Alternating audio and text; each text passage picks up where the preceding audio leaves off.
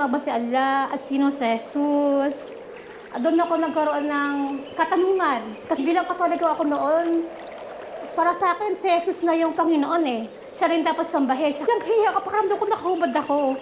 Sabi niya, Yalina, Masya Allah. Sabi niya, ikaw, nasa puso mo na ang Islam. Sabi niya, kasi natatakot ka na wala kang takip.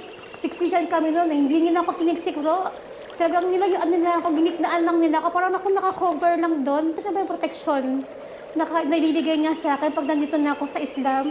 Mag-ano ko yung pagpasok ko naman po sa Islam. Tapos pagtanggap ng pamilya ko sa Islam, nung ramdaman ko naman yung kapayapaan, tahimik na buhay, simpleng buhay talaga.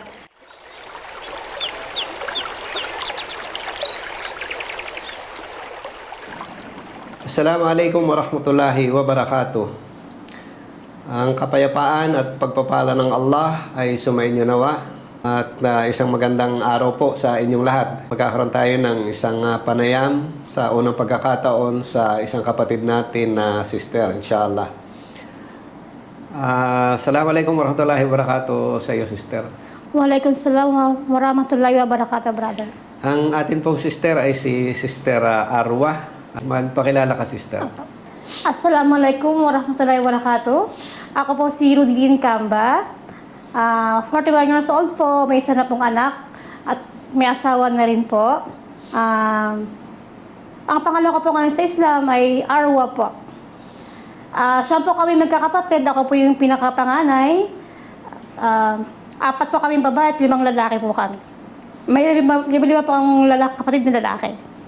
Ang aking mga magulang ay nagmula po sa Pangasinan. At ako naman po ngayon nakatira ngayon sa Imus, Cavite, kasama po ng aking asawa. Kasalukuyan po ako ngayon na nagtatrabaho sa paggamutan ng Dasmariñas bilang isang nursing assistant po. Maraming salamat, sister. Saan ang probinsya mo, sister? Sa Pangasinan po. Sa Sampabian, Pangasinan po. Ang mga parents mo, ang origin nila taga doon talaga sa Pangasinan. Ilan taon ka ng Muslim, sister, sa ngayon? 2015 po ako nag-shahada eh. Okay, sa Ibayong Dagat? Or... Opo, sa Jeddah po ako nakapag-shahada noon.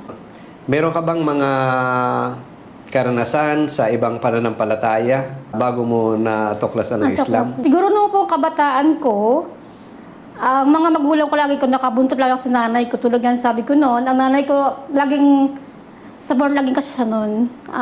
Yun, tuwing linggo, sumasama ako sa kanya para sumamba. Meron din silang mga, kumbaga, pabasa ng mga aral na binibigay din naman.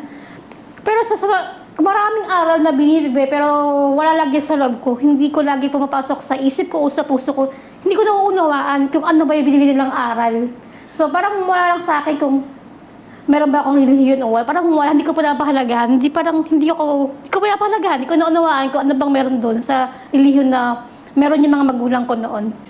Sa pagkakataong ito ay ikwento mo kung papaano ka nakarating sa Islam o papaano mo natuklasan ang Islam, inshallah. Sure. Noong 2005, buwas po ako ng Saudi Arabia sa Riyadh. 5 taon po ako nagtrabaho doon. Doon po nagsimula ng nabibigay sa akin yung amo ko noon ng mga pamphlet o booklet o cassette tape pa yan tungkol sa Islam. Pero hindi ko po bilang pag-respond sa kanila, tinatanggap ko lang pero hindi ko binabasa talaga. Wala pa talaga sa intensyon ko ang Islam noon. Tapos yun, umuwi na ako, bumalik na ako sa Pilipinas, nag-apply ulit ako sa Hong Kong. Ganon din experience ko rin naman doon, ibang pala ng patayan na naman ulit. Yan naman, GIL naman yun. Yun sa Lord naman. So, gano'n din, nakabuntot lang daw sa mga kaibigan ko, sa pinsan ko. Gano'n pa rin, hindi ko pa naiintindihan kung ano ba talaga yung sinasamba nila. Wala pa rin sa loob ko talaga. Hanggang sa, lumipat ulit ako sa Jeddah naman. Doon, siguro 3 buwan pa lang ako sa Jeddah. Not intentionally naman talaga na pumasok ako sa Islam. Siguro sa baso ko lang din po ng booklet o mga pamphlet ng tungkol sa Islam. Doon ako na-curious. Doon ko nabasa kung sino nga ba si Allah at sino si Jesus.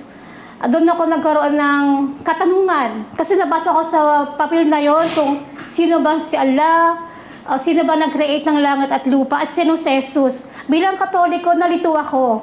Kasi bilang Katoliko ako noon, para sa akin, si Jesus na yung Panginoon eh. Siya rin dapat sambahin. Sa Kanya na hihingin ng lahat ng pangangailangan natin. Sa Kanya tayo hihingin ng kapatawaran, pagkakasala tayo. Pero nung nabasa ko yung papel na yun, na booklet na yun, nagkaroon ako nakalituhan sa aking pag-iisip. So, tinanong ko yung amo ko naman na babae. Sabi ko, Madam, pwede ba akong tulungan? Pakipaliwanag sa akin itong mga bagay na to. Yung amo ko naman, hindi niya ako masagot sa mga katanungan ko tungkol nga sa paglikha din ng Allah, o sino nga ba si Allah, ganun din si Jesus, kung paano lahat, hindi niya ako ma-explain. So sabi niya sa akin, dadalhin niya ako sa Islamic Center. So doon pa lang ako pinagsyahada ng amo ko nun. Nung matapos kang mag-syahada, ibig sabihin ng syahada ay pagsaksi ng pananampalataya. Ibig sabihin, pag binanggit yun ang pagyakap sa Islam. Yun ay para sa kapakanan ng mga viewers na mga hindi Muslim. From that time, sister, madali ba ang naging adjustment sa buhay mo? Hindi po naging madali para sa akin. Kasi unang-una, syempre, so totoo lang, nung nagsyahada na ako, tinanong ko agad yung isang sister natin na Pilipina rin. Sabi ko, Sister, pag nagsyahada po ba ako, magko-cover na agad ako. Yun ang tinanong ko talaga sa kanya. Sabi ko, magko-cover na ba agad ako? Kasi nakasama niya ako nang wala akong cover eh. So parang minsan, magko-cover na ba ako? Nahihiya pa ako na magko-cover na ako. Sabi naman niya sa akin, hindi po sister. Usang papasok sa puso mo yan. Kaya, sige lang. Hahayaan ko sa papasok sa puso mo yan. Alhamdulillah, totoo. Sa experience ko talaga, although nagsyahada na ako, sinasabay ako ng amo ko magsala, parang tinitraining niya ako, sumasabay ako para matutunan ako magsala. Wala pa rin akong cover noon. Nagko-cover na ako pang masasala. Yun. Tapos nung isang araw na nasanay, siguro ko, siyempre, nasa Saudi nga ako, nagko-cover pa rin naman kasi may mga lalaki rin, although hindi ka pa talagang wala sa loob mo. Pero isang araw na sanay na ako na may cover ako, so nagtanggal ako. Lumabas ako ng bahay ng amo ko nang wala sa loob ko, nang wala akong cover. Hiyang-hiya ako sa sarili ko, pakiramdam ko, nakahubad ako. Tumatakbo ako galing sa labas. Galing sa labas ng bahay ng amo ko, tumatakbo ako pabalik. Sabi ko sa kasama kong Ethiopian, sabi ko, Jamila, ba't gano'n yung pakiramdam ko? Hiyang-hiya ako, pakiramdam ko, nakahubad ako. Sabi niya, Yalina, Masya Allah, sabi niya, ikaw, nasa puso mo na ang Islam. Sabi niya, kasi natatakot ka na wala kang takip. Sabi niya, kasi kung wala ka pang takip, kung wala pa sa puso ng Islam, hindi ka matatakot. Hindi ka mahihiya, hindi mo mararamdaman yan. Tapos naiiyak ako noon. Kasi sa totoo lang, dati naman ako walang cover eh. Bakit nung araw na yun, nakaramdam ako ng hiya, ng takot, nalabas ako ng bahay, nang gano'n yung yung wala akong cover. Kaya, alhamdulillah. Sabi ko, yun na ba yun? Sabi ko, bumalik sa isip ko yung sinabi sa akin ng sister na kusang papasok sa loob, sa puso mo yan. So, naniwala ako kasi doon, lagi na rin ako nagko-cover nun. Yun ay isang palatandaan na inilagay na ng Allah sa puso mo ang Islam. Alhamdulillah. Isa kasi sa katangian ng isang babaeng Muslim ay gusto niya na naka-cover ang kanyang sarili. Pero hindi talaga naging madali kasi yun na nga, dahil pumasok na nga, so doon nagpa-practice na akong mag-cover. Tumingin naman ako sa salamin ko, na ba yan? Ang pangat-pangat ko, hindi bagay sa akin to. Minsan talagang sinusubukan ka talaga, gusto niya ipatanggal. Hindi bagay sa akin to, mukha akong show. Patagang sinusubok yung wait, na ba yung gusto mo? Parang gano'n yung pakiramdam mo.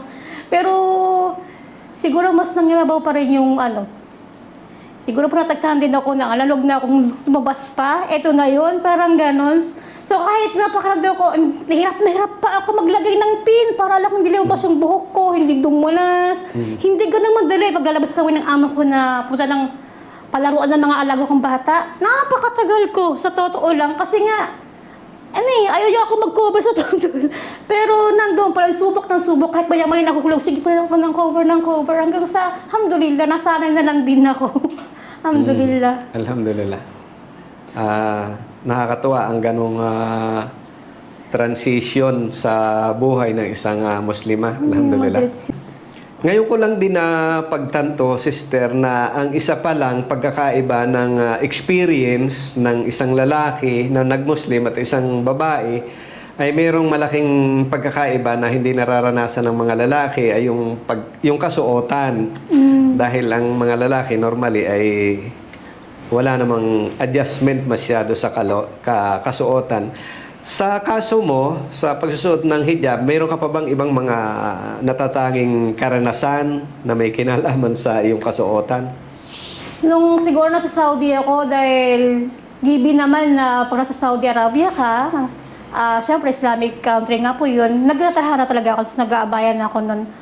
Pero, syempre, nung bumalik na ako ng Manila, nasuot ko na yung, nakapagsuot pa ulit ako ng jeans, pero mahaba na, kasi sabi sa akin ng amo ko ng babae is, pwede ka naman mag-jeans, Lina, basta long yung damit mo, natatakpan yung puwitan mo. So, sa totoo lang, nung luwas na ako nitong Manila dito sa Pilipinas, nakapagpantalon pa ako, pero long sleeve din suot ko lagi, tapos long back nga, natatakpan na yung puwitan. So, nakahijab naman na ako nun. Isang araw, nagbiyahe ako puntang Manila, sumakay ako ng LRT, na yung araw, talaga hindi ko nakalimutan yun kasi yun talagang parang naprotektahan ako ng Allah. Sa siksikan namin nun sa LRT na yun, alam ko siksikan talaga yun eh. Pero nung pagsakay ko sa LRT na yun, talagang pagsakay ko, pagpasok ko sa LRT, hindi ako nilapitan ng mga kapwa ko lalaki man o babae. Nilayuan nila ako, hindi ko ba alam kung ang tawag doon yung takot sila sa akin. Kasi pakiramdam nila pag mga Muslim, di ba turista tayo? O pag mamaya pag nasaktan nila ako, tayo yung kanilang aabangan natin sila. Mga ganun ting kasi nila sa ating mga Muslim eh. Pero hindi, iba yung naramdaman ko dahil nasa gitna, siksikan kami noon eh. Hindi nila ako siniksik bro. Talagang nilayuan nila ako, ginitnaan lang nila ako. Parang ako naka-cover lang doon. Sa circle sa gitna ako. Hindi nila ako dinikdik. So, sa isip ko na, sabi ko, subhanallah, ito na ba yung proteksyon na naibibigay niya sa akin pag nandito na ako sa Islam? Habang nakatayo ako na umaandar yung tren, mangiyak-ngiyak talaga ako ng subhanallah. Kaya sabi ko, sige, sa isip ko talaga na, sige, ito. Magkukover na talaga ako lala. So, yun, continuous pa rin talaga yung paghihijab ko. Nag-a-adjust na rin na konti-unti na nagdulong dress na lang din talaga ako ng Muslima. Hindi man ako naging perfecto o maris na Muslima, pero sinusubukan ko. Alhamdulillah, ngayon din naman ako nagsusuot ng mga pitid na suot. Lagi naman na ako nakakamahabang damit. Hindi na nagsusuot ng mga masisikip. Alhamdulillah. Sa trend kasi, alam naman natin na grabe ang siksikan yan. So, sa pagkakataon na yon ay tila may protection ka. Opo talaga yun. Ang interpretation doon ay dahil sa iyong kasuotan. Kasuotan ko na dahil nakabalot ako, ganun. Ang kasuotan kasi ng Muslim ay para sa isang lalaki ay parang malayo para siya bastusin. Opo. Nandun yung respeto talaga rin nila. Nasa iyo, doon di mga nila kakilala, pakaramdam mo rin talaga, ilag sila sa'yo. Ilag, inaway na nairespeto ka nila bilang babae. Hindi ka na rin yung babae na pati ka na ng chancingan, gano'n. Nawala rin sa kanila yung, dahil nakabalot ka nga, nawala sa kanila yung parang, magkakasila po na nasa sa'yo, wala silang ganong interest para sa'yo. Doon ko nahihiya sa'yo yung lapitan ka. Ganun lang nangyari sa akin. Okay, alhamdulillah. Alhamdulillah. Actually, common knowledge na sa LRT ay talagang ang mga babae na yun nga, yung natatsansingan ng mga lalaki dahil masyadong masikip. Ngayon, bilang isang Muslim ay masasabi natin sa sarili natin na maging sa kasuotan ay may protection tayo talaga, na brother. pwedeng makuha. Alhamdulillah. Bukod sa karanasan mo sa hijab, ano pa ang masasabi mong magandang bagay sa Islam? Kapayapaan, tahimik na buhay, simpleng buhay talaga. Kasi katulad nung nasa labas pa ako ng Islam, bawat okasyon, although hindi naman ako lagi nakikisama sa kanila, bawat okasyon, pinupuntahan ka ng mga kaibigan mo, kakilala mo, binibigyan ka ng mga regalo kung ano pa man. So parang involved ko na rin doon. Pero nung nasa Islam na ako, nawala lahat ng yun. Pero mas naging time, naging matipid pa nga practically. Naging matipid pa, hindi ka na laging naghahanda buwan-buwan, kung ano mga okasyon yan. Alhamdulillah, tahimik talaga, tsaka simple pamumuhay na lang. Practical. Practical. Sa kaso mo, sister, mayroon bang tao o mga taong nag-akay sa iyo o nag-engganyo na pag-aralan ng Islam? Sa pag-akay lang po sa akin sa Islam, may isang tao naman po na tumulong sa akin na mag-akay sa Islam. Kasi nung una talaga, nobyo ko lang po siya nun. Siya yung lagi nangungulit sa akin na pasukin kong Islam, aralin kong Islam, ganyan. Pero di ko nakikinig sa bahanay. Siguro wala pa talaga sa puso ko talaga noon, hindi pa ako natatawik na Allah. Pero lagi naman siya nandiyan. Willing naman siya makinig lagi sa akin kung papasukin ko na ba o hindi. Alhamdulillah, siguro natulong na rin niya, kakakulit niya sa akin. Naaralin ko yung Islam, basta nakita ko na nga rin yung booklet ng tungkol sa Islam na nagbigay sa akin ng kakalituhan kung sino nga ba't sambahin. So, mas nagkaroon ako ng eagerness na aralin yan. Alhamdulillah. So, yun, dahil sa na yan, naaral ko, nagkaroon ako ng kalituhan talaga. Siguro kung di niya lang nakapinush na araling intindihin yung Islam, hindi rin siguro ako ganun kadaling pumasok sa Islam. Napasukan niya. Alhamdulillah ngayon, asawa ko na siya. Alhamdulillah. Away pa rin kami, pero sa pagsubok, normal lang naman po yun. Okay. So, normal lang yun, sister, sa buhay mag-asawa. Ang nakita ko doon ay gusto niya na magkaroon kayo ng tamang relasyon, o tamang umpisa. Ayun nga po. At napatunayan mo ang kabutihan ng Islam. So, kung i-recall mo ang panahon na yon na hindi ka pa Muslim, ibig sabihin, meron siyang magandang hangarin para sa iyo. So, inshallah. So, alhamdulillah. Magandang bagay yon. Opo. Alhamdulillah. Alhamdulillah. Sa pagpasok mo, sister, sa Islam, ano ang naging reaksyon ng iyong family? Ang naging reaksyon nila nung dumating na ako galing Saudi kapag nagko-cover na nga pa ako. Nauna nagulat sila kasi nagko-cover na nga yung ate, dahil ako nga pa yung panganay. Pero alhamdulillah, nandun pa rin po yung respeto nila. Hindi naman nila ako kinontra sa pinasok ko na relihiyon na. Sa iba na yung aking sinasamba. Kahit yun po yung sa mga pagkain namin ng baboy, hindi na nila ako inaalok. Pati sila mismo iningatan nila yung kakainin ko. Hindi na pati gamitin niya kasi nalagyan na ng baboy, bawal kay ate. Alhamdulillah, naging mag-an po yung pagpasok ko naman po sa Islam. Kasi pagtanggap ng pamilya ko sa Islam nung pumasok na ako doon. Wala po silang pagtanggi o pagkontra. Alhamdulillah. Although sila man, pinagduda ko po sa Allah na inshallah, tapikan sila ng Allah na maging kasama ko sila sa pananampalatayang Islam. Meron ka bang panghuling salita para sa lalong-lalo na doon sa mga viewers natin na mga non-Muslim? Sa mga kapatid ko pa po na sa labas pa ng Islam, inshallah po, aralin nyo rin po yung Islam at unawain. At isa puso po, ito talaga yung way of life.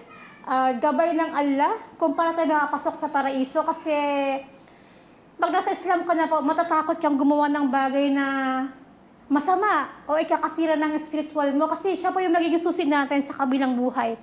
Kung tayo po talaga naniniwala tayo na may kamatayan talaga tayo, yun ang paghahandaan mo. Yun ang paghahandaan mo sa kabilang buhay, hindi po dito sa mundong ibabaw. Maraming salamat, sister, sa iyong pagbabahagi ng kwento ng buhay mo ng pagyakap sa Islam. Inshallah ay maraming aral ang mapupulot natin sa iyong pagbabahagi sa ating channel. Maraming salamat sa iyo at sa iyong mister na kasama mo na umalalay sa iyo. Alhamdulillah. Alhamdulillah. Naway pagpalain kayo ng Allah dito sa mundo at sa kabilang buhay. Yan po mga kapatid ang isang naging panauhin natin sa araw na ito. Nawa ay biyayaan siya ng Allah subhanahu wa ta'ala sa mundong ito at sa kabilang buhay. Maraming salamat po sa inyong panunood. Assalamualaikum warahmatullahi wabarakatuh.